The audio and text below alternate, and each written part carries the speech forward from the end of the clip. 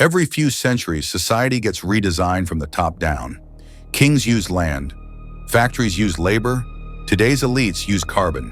Net zero isn't a climate plan, it's a control plan. And if that sounds extreme, just stay with me. By the end of this, you'll understand why so many people are calling it feudalism with Wi-Fi. For most of history, ordinary people lived on land they didn't own, followed rules they didn't choose, and paid endless penalties to the people above them. That was the deal. That was feudalism. Now look around. You don't own your power. You don't own your heating. You don't control your travel. Your ability to simply live a normal life now passes through systems you never voted for, designed by people you'll never meet. This is the new hierarchy. Energy is the first pillar.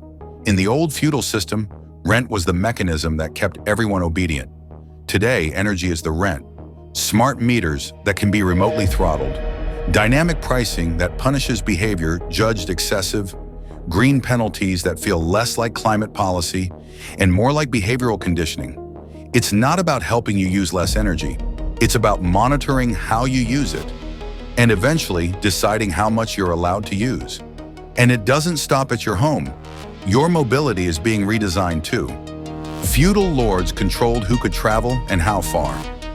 Today we see ULEZ zones, 15-minute city trials, EV-only areas, road usage pricing, and restricted emissions corridors. Mobility isn't illegal, it's just conditional. And restrictions always start with the same line. It's for your safety. Funny how that line never seems to expire, but the parallels get sharper because feudalism was built on land. Control the land, control the people. Now look at modern policy trends. Farmland restrictions, fertilizer limitations, cattle reduction targets, lab-grown food investment being pushed as inevitable. Small farms getting squeezed while massive corporations buy everything in sight. Maybe none of these policies are individually sinister, but patterns are patterns, and when every policy nudges you toward dependency, it's not coincidence, it's design. But here's the part most people miss. Feudalism isn't about rules, it's about enforcement. And today, enforcement doesn't look like police, it looks like systems. Smart systems. Your car tracking you, your meter reporting your usage, your ID linked to your carbon score, your bank deciding which purchases are responsible, your access to services depending on your environmental compliance. Net zero is the excuse. Digital enforcement is the mechanism. Control is the destination. Because here's the question nobody ever answers. Who actually benefits from net zero as it exists today? Not the environment. That barely comes up anymore. Not families. They're going bankrupt trying to keep up. Not small businesses. They collapse under the weight of compliance. It benefits governments that want more control, corporations that want captive consumers, and institutions that want compliance without consent. That's why the structure feels familiar, because it's the same old structure, just with cleaner branding. You can call it sustainability.